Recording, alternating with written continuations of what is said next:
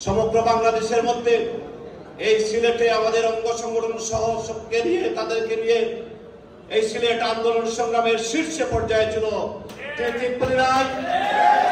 আমরা সিলেটের বিএনপি পরিবার, যুবদল বলেন, স্বেচ্ছাসেবক দল, ছাত্র দল, অঙ্গ সংগঠন, শ্রমিক দল সবাই রাজপথে ছিল বিগত আন্দোলন সংগ্রামে।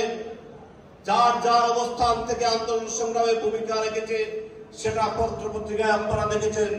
আজকে এখানে আপনারা এসেছেন, আমি আপনাদের এই আসার জন্য আন্তরিকভাবে ধন্যবাদ জানাচ্ছি সিলেট জেলা বিএনপির পক্ষ থেকে। একটি কথা বলতে চাই, সিলেট জেলা স্বেচ্ছাসেবক দল, মহানগর স্বেচ্ছাসেবক দল আন্দোলন সংগ্রামে আমাদেরকে যে সাপোর্ট করেছে, আমরা তাদের প্রতি ধন্যবাদ জানাচ্ছি, কৃতজ্ঞতা জানাচ্ছি।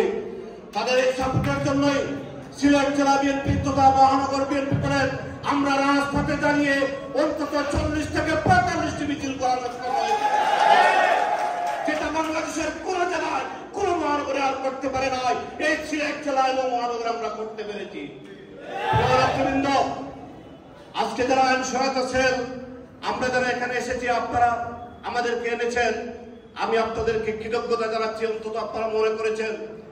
আমি একটি কথা বলতে চাই, 28শে অক্টোবরের পরের দিন যখন আমরা আইন সহায়তা সেল গঠন করলাম, 29শে অক্টোবর আমাদের একটা টার্গেট ছিল যে আমাদের একটা বাইকে যখনই গ্রেফতার করা হবে তার বের হওয়ার আগ পর্যন্ত যাবতীয় সবকিছু আমরা ম্যানেজ করব।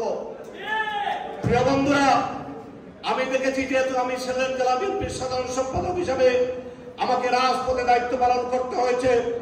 আমার বর্তমানে আমাদের আইনজীবী সেলের সমন্বয়কারী হিসাবে, তত্ত্বাবধায়ক হিসাবে আমাদের আইনজীবী সমিতির সাধারণ সম্পাদক ছিলেন, আমাদের অন্যান্য আইনজীবী ভাইরা ছিলেন, আমার বন্ধুরা ছিলেন।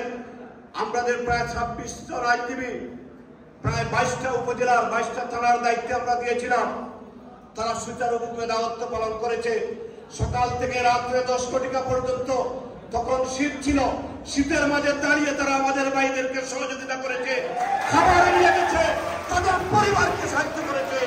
আমি দেখেছি আমি যখন পিছনের গেট দিয়ে ঢুকে পৌঁছে, তখন দেখেছি অনেক মায়ের কান্না, তখন দেখেছি অনেক পিতার কান্না, তখন দেখেছি অনেক সন্তানের কান্না, যে কান্না থেকে আমাদের বুক থামতে পারে নাই।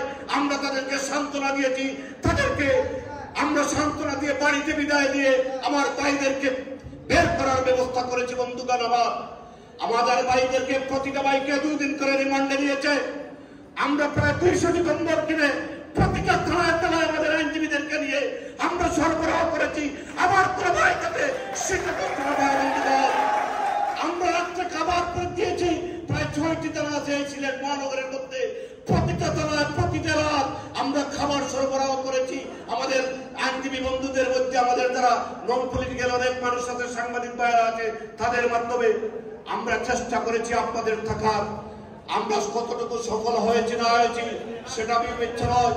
আমরা আপনাদের জন্য যদি ন্যূনতম কিছু সাহায্য করতে পারি, দল হিসাবে, তারেক রহমানের একজন কর্মী হিসাবে, আমাদের দল শহীদ সৈনিক হিসাবে আমি আপনাদের কাছে সারা জীবন ঋণী থাকবো, সারা জীবন কৃতজ্ঞ থাকবো।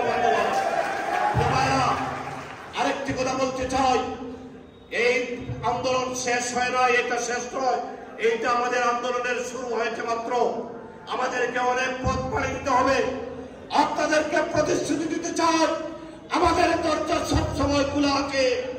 ইনশাআল্লাহ আপনাদের জন্য যতটুকু প্রয়োজন আমি কথা দিচ্ছি, আমাদের পাশে রাখবো। সেই প্রতিশ্রুতি দিয়ে আমাদের নেতা তারেক রহমানের যে কোনো আদেশ নির্দেশ আমরা রাজপথে রক্ত দিয়েও বাস্তবায়ন করবো, সেই প্রতিজ্ঞা ব্যক্ত করে সবাইকে ধন্যবাদ। বাংলাদেশ জিন্দাবাদ, জাতীয়তাবাদী দল জিন্দাবাদ, শহীদ অমর হোক। আমাদের প্রিয় নেতা তারেক রহমান জিন্দাবাদ, আমাদের নেত্রী, বাংলাদেশের নেত্রী, আমাদের মা বেগম খালেদা জিয়া জিন্দাবাদ, জিন্দাবাদ। সবাইকে ধন্যবাদ।